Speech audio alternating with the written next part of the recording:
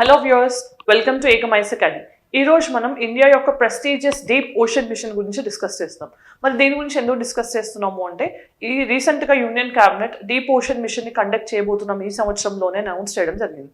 మరి అసలు deep ocean మిషన్గా పిలిచే సముద్రయాన్ అంటే ఏంటి, దీంట్లో మనం ఏం చేయబోతున్నాం, దానివల్ల వచ్చే బెనిఫిట్స్ ఏంటి, దాంతోపాటు హై సీస్ అనే కాన్సెప్ట్ ఏంటి. మరి రీసెంట్గా ఎన్వైర్న్మెంట్ పాయింట్ ఆఫ్ వ్యూలో హై సీస్కి సంబంధించి యుఎన్లో ఒక ట్రీటీ సైన్ చేయడం జరిగింది. యుఎన్ హై సీస్ ట్రీటీ అంటాం. దాన్ని బయోడైవర్సిటీ బియాండ్ న్యాచురల్ జ్యూరిస్డిక్షన్గా కూడా పిలుస్తున్నాం. మరి వీటన్నిటి గురించి ఈ వీడియోలో డిస్కస్ చేద్దాం. సో ఇది ఎన్వైర్న్మెంట్ అండ్ ఎస్ఎన్టీ రెండింటికి యూస్ఫుల్ అయ్యే వీడియో, రైట్? సో ఫస్ట్ ఇక మనం డిస్కస్ చేస్తుంది వైఎన్ న్యూస్.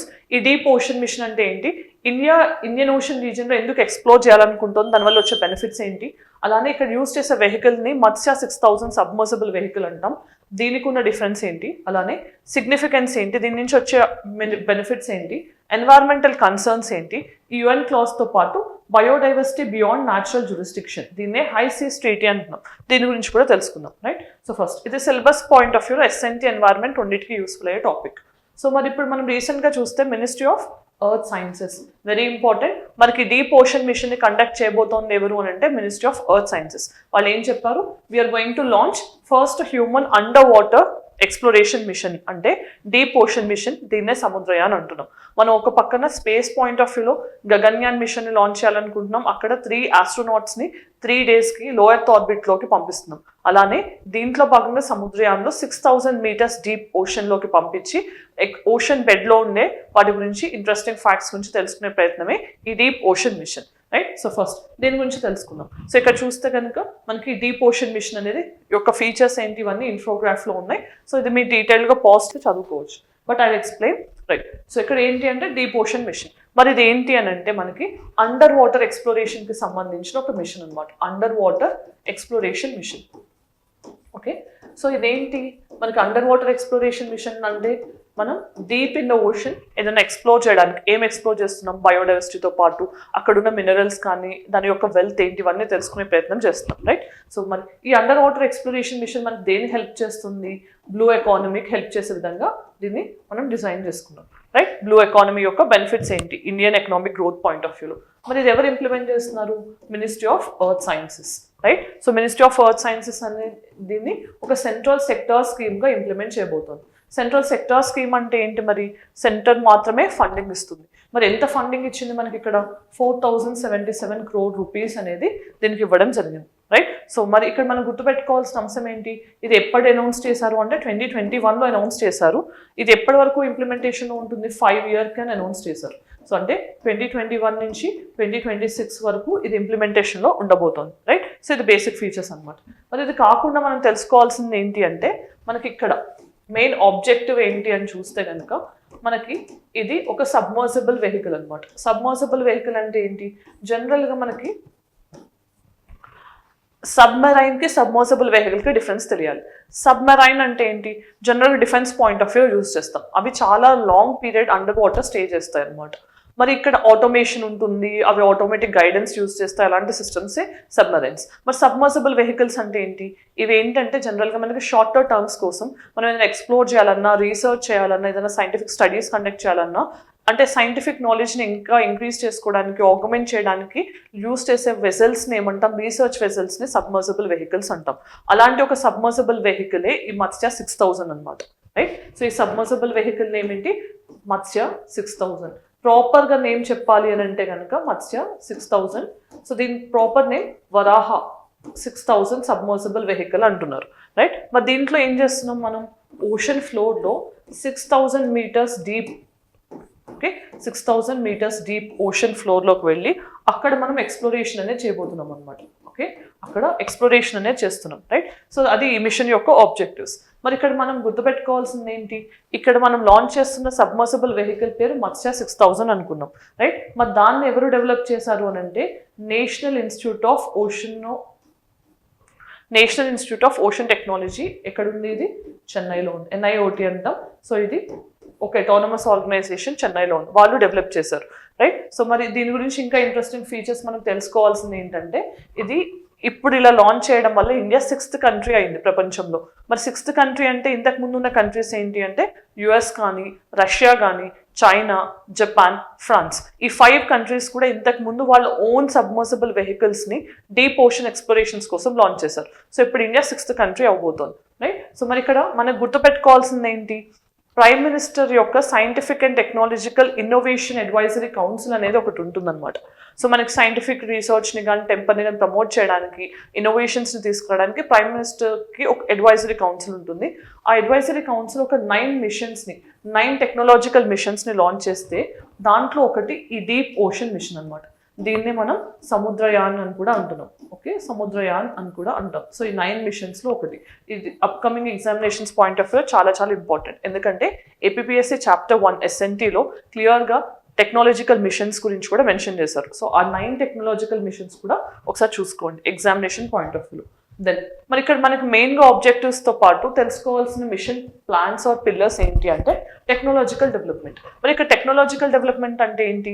సో మనం ఇప్పుడు ఫస్ట్ టైం 6000 meters డీప్కి వెళ్తున్నాం ఓషన్ ఫ్లోర్లో. అంటే అంత ఈజీ కాదు, ఎందుకంటే మనం కిందకి వెళ్ళే కొద్ది ఏమవుతుంది, టెంపరేచర్తో పాటు ప్రెషర్ కూడా పెరుగుతూ ఉంటుంది మనకి, రైట్? అంత అట్మాస్ఫిరిక్ ప్రెషర్ని మనం విత్స్టాండ్ అయ్యే టెక్నాలజీ మన దగ్గర ఉండాలి, రైట్? అది ఒకటి. దాంతోపాటు మనం అక్కడ ఒకవేళ 6000 meters డీప్ వెళ్ళిన తర్వాత మనకి మినరల్స్ కానీ ఏమన్నా కనిపిస్తే వాటిని ఎక్స్ప్లోర్ చేసే టెక్నాలజీ కూడా మనం డెవలప్ చేసుకోవాలి. సో అది కూడా ఈ మిషన్ యొక్క మెయిన్ ఆబ్జెక్టివ్. దాని తర్వాత ocean and climate change advisory services. ఇదేంటి అంటే అసలు ఓషన్ ఫ్లోర్ అనేది మనకు చాలా ఇంపార్టెంట్. ఎందుకు? ఓషన్ అనేది కార్బన్ సింక్గా ఫంక్షన్ చేస్తుంది. మరి క్లైమేట్ చేంజ్ అవుతున్నప్పుడు ఓషన్లో జరిగే మార్పులు ఏంటి, మరి ఓషన్ ఎసిడిఫికేషన్ ఎలా జరుగుతుంది, లేకపోతే ఓషన్ ఫ్లోర్ ఎలా ఎఫెక్ట్ అవుతుంది క్లైమేట్ చేంజ్ వల్ల, మనకు వచ్చే సర్వీసెస్ ఎంత ఇంపాక్ట్ అవుతాయి, కోరల్ రీఫ్స్ కానీ మెరైన్ ఆర్గానిజమ్స్ ఎలా ఇంపాక్ట్ అవుతాయి, వీటన్నిటి గురించి కూడా ఈ మిషన్ నుంచి మనకు తెలుస్తుంది. దాని తర్వాత బయోడైవర్సిటీ కన్జర్వేషన్. సో డీప్ ఓషన్లో ఉండే మనకి మెరైన్ లైఫ్తో పాటు కోరల్స్ కానీ అండర్ వాటర్ సిస్టమ్స్ కానీ ఇవన్నిటి గురించి మనకి ఇన్ఫర్మేషన్ అనేది తెలుస్తుంది. Next deep ocean survey and exploration. మరి డీప్ ఓషన్లో ఏంటి, మనకి చాలా చాలా ఇంపార్టెంట్ మినరల్స్ ఉంటాయి, పాలీమెటాలిక్ నాడ్యూల్స్ అంటాం, రేర్ ఎర్త్ ఎలిమెంట్స్ అంటాం. ఇలాంటివన్నీ కూడా మనకి డీప్ ఓషన్ ఫ్లోర్లో ఉంటాయి. మరి వాటి గురించి సర్వే చేస్తూ ఎక్స్ప్లోర్ చేయడం కూడా ఈ మిషన్ యొక్క ఆబ్జెక్టివ్.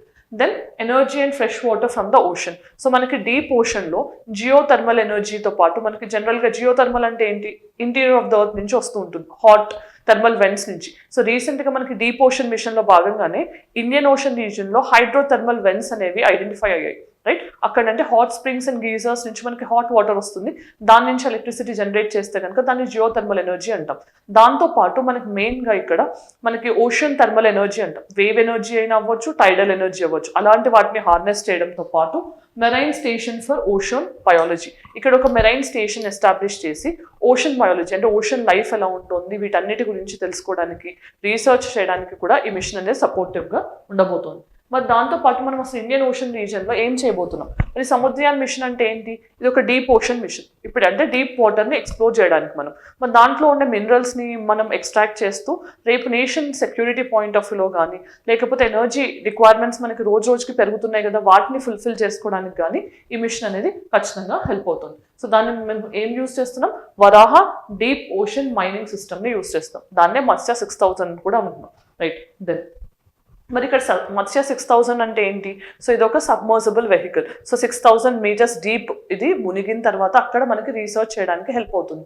సముద్రయాన్లో భాగంగా మనం యూజ్ చేసే మిషన్కి లాంచ్ వెహికల్ లాగా అనమాట స్పేస్లో. ఇది మత్స్య 6000. మరి ఇక్కడ ఏం చేస్తున్నారు? సేమ్ గగన్యాన్ లాగా మనకి 3 member క్రూని పంపిస్తారు. ఈ 6000 meters డీప్లోకి ఈ పర్టికులర్ వెసల్తో 3 members వెళ్ళబోతున్నారు అనమాట. సో వాళ్ళు రీసెర్చ్ చేయబోతున్నారు అక్కడ, రైట్? సో మరి జనరల్గా ఏంటి అంటే మనకి మొత్తం ఆ 6000 meters డీప్లో ఉండే అట్మాస్ఫిరిక్ ప్రెషర్ అనేది ఎర్త్ మీద కంటే, సర్ఫేస్ మీద కంటే 96 times ఎక్కువ ఉంటుందంట. మరి అంత ప్రెషర్ని మనం విత్స్టాండ్ చేస్తూ ఒకవేళ ఏదైనా సిచ్యువేషన్లో మనకి అది టెక్నికల్ ఫెయిల్యూర్ అయినా కూడా మినిమం 96 hours ఆక్సిజన్ సపోర్ట్ అక్కడ ఎవరైతే వెళ్తున్నారో వాళ్ళకు ఉండే విధంగా ప్రొవైడ్ చేస్తున్నారు. మరి దీన్ని ఎవరు డెవలప్ చేశారు? ఎన్ఐఓటి చెన్నై వీళ్ళు డెవలప్ చేశారనమాట, రైట్? నెక్స్ట్ మనం అర్థం చేసుకోవాల్సిన ఫీచర్స్ ఏంటి? మరి ఈ సబ్మర్సిబుల్ వెహికల్లో మనకి టైటానియం అలాయ్తో కోటింగ్ చేయడం జరిగింది. సో మనకు అదంతా కూడా టైటానియం అలాయ్తో చేశారు. మరి దీనివల్ల మెయిన్ ఫీచర్ ఏంటి అంటే మనకి అట్మాస్ఫిరిక్ ప్రెషర్ అనేది చాలా ఎక్కువగా ఉంటుంది కాబట్టి అంత అట్మాస్ఫిరిక్ ప్రెషర్ని తట్టుకునే శక్తి మనకి ఇక్కడ ఈ టైటానియం అలాయ్తో వస్తుంది అనమాట. సో ఇది టైటానియం అలాయ్తో కోట్ చేయడం జరిగింది. సో ఇది ఇంపార్టెంట్. దెన్ మనకి సిగ్నిఫికెన్స్ ఏంటి అంటే మనం కొత్త క్యాపబిలిటీస్ని డెవలప్ చేసుకుంటున్నాం. మన క్యాపబిలిటీస్ ఏంటి? డీప్ ఓషన్ రీసెర్చ్ కానీ, డీప్ ఓషన్ రీసెర్చ్ చేయడం కానీ, లేకపోతే మినరల్స్ పాయింట్ ఆఫ్ వ్యూలో కానీ, మినరల్స్ని అంటే పాలీమెటాలిక్ నాడ్యూల్స్ అంటాం. సో మ్యాంగనీస్ కానీ, నికెల్ కానీ, కోబాల్ట్ కానీ ఇలాంటి వాటిని ఎక్స్ప్లోర్ చేయడానికి కావాల్సిన ఎక్కువ బెనిఫిట్స్ని మనం రేపు ఫ్యూచర్లో అంతా కూడా మనం ఎలక్ట్రిక్ వెహికల్స్ కానీ సస్టైనబుల్ ఎనర్జీ వైపు వెళ్తుంటే అలాంటి వాటిలో ఇవి చాలా అవసరం అవుతాయి. సో వీటన్నిటి గురించి ఎక్స్ప్లోరేషన్ చేయడానికి కూడా ఈ మిషన్ అనేది ప్లాన్ చేయడం జరిగింది. సో మన ఎనర్జీ రీసోర్స్ పాయింట్ ఆఫ్ వ్యూలో మనం ఆల్రెడీ చూసినట్టు ఓషన్ ఎనర్జీ అనేది చాలా చాలా ఇంపార్టెంట్. సో సస్టైనబుల్ సోర్స్ కూడా ప్లస్ ఓషన్ థర్మల్ ఎనర్జీ అని అంటాం. సో ఈ ఓషన్ థర్మల్ ఎనర్జీ అనేది మనకి వేవ్ ఎనర్జీ అండ్ టైడల్ ఎనర్జీ ఫామ్లో ఉంటుంది. సో వాటి పాయింట్ ఆఫ్ వ్యూలో కూడా ఈ మిషన్ అనేది హెల్ప్ అవబోతుంది. దెన్ మ్యాంగనీస్ నాడ్యూల్స్ అంటాం. సో మ్యాంగనీస్ నాడ్యూల్స్ అంటే ఏంటి? సో మనకి పాలీమెటాలిక్ నాడ్యూల్స్ అనేది ఒక పొటాటో షేప్డ్ రాక్స్ లాగా ఉంటాయి అన్నమాట. దాంట్లో ఏంటంటే మల్టిపుల్ మెటల్స్కి సంబంధించిన అంటే మెటల్స్ కానీ మినరల్స్ కానీ అన్నీ ఒకటే చోట కాన్సన్ట్రేట్ అయి ఉంటాయి. For example manganese, nickel, cobalt ఇలాంటివన్నీ కూడా. సో అలాంటివన్నీ మనకి ఎక్స్ప్లోర్ చేయడానికి మిషన్ అనేది హెల్ప్ చేయబోతుంది, రైట్? దెన్ మరి ఇక్కడ ఎంప్లాయ్మెంట్ జనరేషన్. సో ఖచ్చితంగా రేపు మనం ఇంత డెవలప్ చేయాలి అంటే దానికి కావాల్సిన ఎక్విప్మెంట్ని కానీ టెక్నాలజీని కానీ డెవలప్ చేసేటప్పుడు ఎంప్లాయ్మెంట్ జనరేషన్ అవుతుంది. దాని తర్వాత క్లైమేట్ చేంజ్ గురించి మనకు బెటర్ ఇన్సైట్స్ వస్తాయి. ఎందుకంటే మనం ఆల్రెడీ చూసినట్టు ఓషన్ అనేది కార్బన్ సింక్గా ఫంక్షన్ చేస్తుంది కాబట్టి దానికి సంబంధించిన ఇన్ఫర్మేషన్ తెలుస్తుంది. తర్వాత డిజాస్టర్ ప్రిపేర్నెస్. సో మనకి ఎర్త్ క్వేక్స్, సునామీస్ అనేవి మనకి డీప్ ఓషన్లో కాజ్ అయినప్పుడు దాని గురించి బెటర్గా మనకి ఇన్ఫర్మేషన్ అనేది ముందుగానే హెల్ప్ చేయడంలో కూడా ఈ మిషన్ యూజ్ అవుతుంది. Then nation security point of వ్యూలో మనకి నేషన్ సెక్యూరిటీ అనేది చాలా ఇంపార్టెంట్. అందులోనూ డీప్ ఓషన్స్లో మనకి సబ్మర్సిబుల్ వెహికల్స్ కానీ సబ్మరైన్స్కి సంబంధించి ఇంకా మనం ఏ విధంగా టెక్నాలజీస్ని డెవలప్ చేసుకోవచ్చు వాటి గురించి కూడా హెల్ప్ అవుతుంది. తర్వాత టెక్నాలజికల్ అడ్వాన్స్మెంట్స్. సో మనం ఇంత ముందుకెళ్ళి మనం 6000 మీటర్స్ డీప్ వెళ్ళడం అనేది ఫస్ట్ టైం. ఎందుకంటే ఇప్పటివరకు మనం హార్బర్ ట్రయల్స్ చేసినప్పుడు 5270 మీటర్స్ డీప్ వరకు వెళ్ళాం. సో అది చాలా సిగ్నిఫికెంట్ అనమాట. దాని తర్వాత హెల్త్ ఇండస్ట్రీ. సో ఇక్కడ మనకి కొన్ని హెల్త్ ప్రాబ్లమ్స్కి కావాల్సిన మెడిసిన్స్ అనేవి మనకి బెటర్గా దొరుకుతాయి అనమాట. సో వాటిని ఎక్స్ప్లోర్ చేయడం కూడా ఈ మిషన్ యొక్క ఆబ్జెక్టివ్స్. దెన్ మరి ఇక్కడ sustainable development point of view ఎలా హెల్ప్ చేస్తుంది? మనం ఇక్కడ యూజ్ చేసే రీసోర్సెస్ అనేవన్నీ కూడా ఎక్కువ రెన్యూబుల్ ఎనర్జీకి యూజ్ చేసే విధంగా ఉన్నాయి. సో ఇవన్నీ కూడా ఇండియా ఏదైతే $5 trillion ఎకానమీ అవ్వాలని టార్గెట్ పెట్టుకుందో వాటన్నిటికీ హెల్ప్ చేస్తుంది. దెన్ మన అసలు ఎన్వైరన్మెంటల్ కన్సర్న్స్ ఏంటి? సో మనం ఇంత ఓషన్కి వెళ్ళి ఎక్స్ప్లోర్ చేసేటప్పుడు ఏమవుతుంది, అక్కడ ఉన్న మెరైన్ లైఫ్కి ఖచ్చితంగా ఇబ్బంది అవుతుంది. దాంతోపాటు మనం కాజ్ చేసే నాయిస్ వల్ల కానీ వైబ్రేషన్స్ కానీ వీటి వల్ల ఏమవుతుంది, అవి డిస్టర్బ్ అయ్యే ఛాన్స్ ఉంటుంది.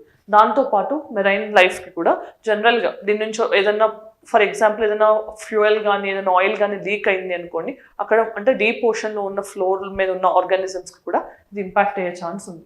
దెన్ మరి UN క్లాస్ అనేది వింటుంటాం. ఇదేంటి అంటే United Nations convention on law of sea అంటాం. అంటే దీన్ని లా ఆఫ్ సీ ట్రీటీగా కూడా చెప్తాం. అంటే మన యూనివర్సల్గా సీస్ని గవర్న్ చేయడానికి ఒక లా లాంటిది ఉంది అంటే అది UN క్లాస్ అనమాట.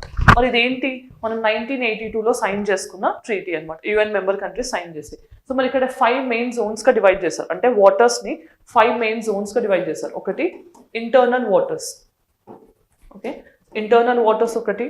తర్వాత టెరిటోరియల్ వాటర్స్, తర్వాత కంటాగ్యువస్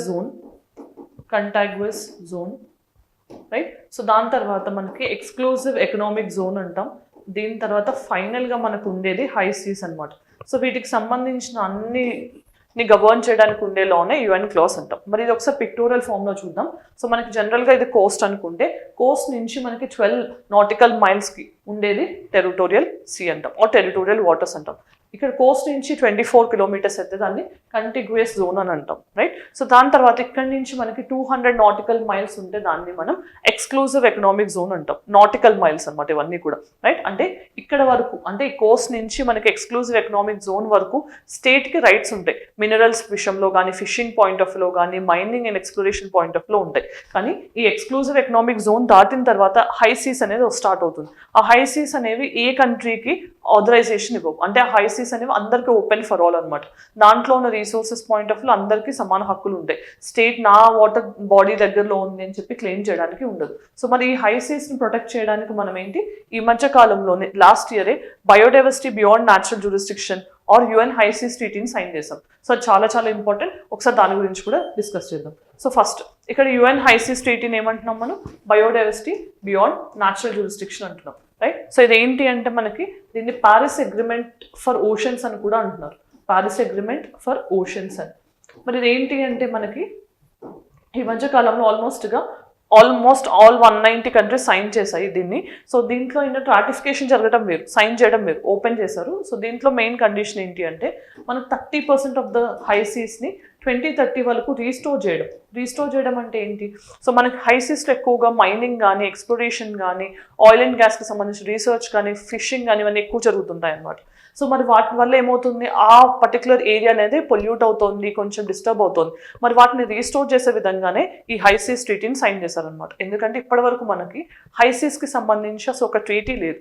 ఎందుకు, మనకి ఆల్మోస్ట్ 60% ఆఫ్ ఓషన్ వాటర్ ఏదైతే ఉందో అది హైసీస్లోనే ఉంది. మరి ఇంత వాటర్ ఉన్నప్పుడు మనం దీన్ని ప్రాపర్గా రెగ్యులేట్ చేయకపోతే దాన్ని మిస్యూజ్ చేసే ఛాన్స్ ఎక్కువ ఉంటుంది కదా.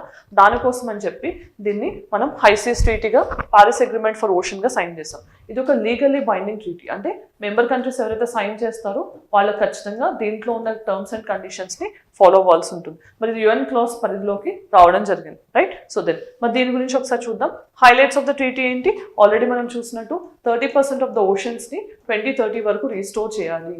అక్కడ జరిగే ప్రాబ్లమ్స్ని మనం తగ్గిస్తూ హైసీస్ అనేవి కొంచెం పీస్ఫుల్గా, సేఫ్గా, సస్టైనబుల్గా ఉండే విధంగా డిజైన్ చేయడం జరిగింది. అంటే బయోడైవర్సిటీని కానీ అక్కడున్న రీసోర్సెస్ని కానీ ఏ కంట్రీ మిస్యూజ్ చేయకుండా అది ప్రాపర్ సస్టైనబుల్ వేలో కన్జర్వ్ చేస్తూ ఎక్స్ప్లోర్ చేసే విధంగా హైసీస్ ట్రీటీని మనం సైన్ చేసుకోవడం జరిగింది, రైట్. దెన్ అసలు హైసీస్ అంటే ఏంటి మనం చూసాం. ఎక్స్క్లూజివ్ ఎకనామిక్ జోన్ దాటిన తర్వాత ఇక్కడ వరకు మాత్రమే స్టేట్కి రైట్స్ ఉంటాయి.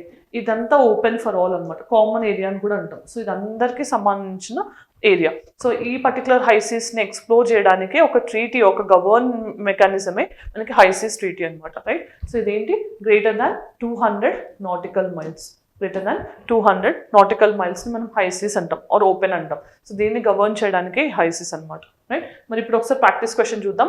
Which international organisation overseas exploration and sustainable use of deep sea resources? మరి వీటిలో ఏది, UNEP, United Nations environment programme, international seabed authority, world trade organisation and international maritime organisation? మరి వీటిలో ఏది deep sea exploration point of resources కోసం permission ఇవ్వాల్సి ఉంటుంది అనేది తెలిస్తే ఆన్సర్ కామెంట్ సెక్షన్లో చెప్పండి. Then mains question, what is India's deep ocean mission, how it is significant for Indian economy? మరి ఇది ఎలా హెల్ప్ చేస్తుంది ఇండియన్ ఎకానమీకి అని తెలిస్తే ఆన్సర్ రాయడానికి ట్రై చేయండి. మరి ఈరోజు మనం ఈ పర్టికులర్ వీడియోలో ఇండియా యొక్క డీప్ ఓషన్ మిషన్ గురించి డిస్కస్ చేసాం. దాన్ని సముద్రయాన్గా పిలుస్తున్నాం. సో దాని రీసెంట్ కాంటెక్స్ట్ ఏంటి, ఆ మిషన్ యొక్క ఫీచర్స్ ఏంటి, అలానే దాంతోపాటు అసలు హైసీస్ అనే కాన్సెప్ట్ ఏంటి, యుఎన్ క్లాస్ ఏంటి, మరి హైసీస్ ట్రీటీ ఏంటి, ఇవన్నీ కూడా ఈ వీడియోలో డిస్కస్ చేయడం జరిగింది. ఈ వీడియో మీకు నచ్చినట్లయితే మీ ఒపీనియన్ కామెంట్ సెక్షన్ చెప్పండి. మీకు ఇంకేదైనా వీడియోస్ ఎక్స్పెక్ట్ చేస్తే అది కూడా కామెంట్ సెక్షన్ చెప్పండి. డెఫినెట్గా అవన్నీ చేయడానికి ట్రై చేస్తాను. Thank you for watching. All the very best.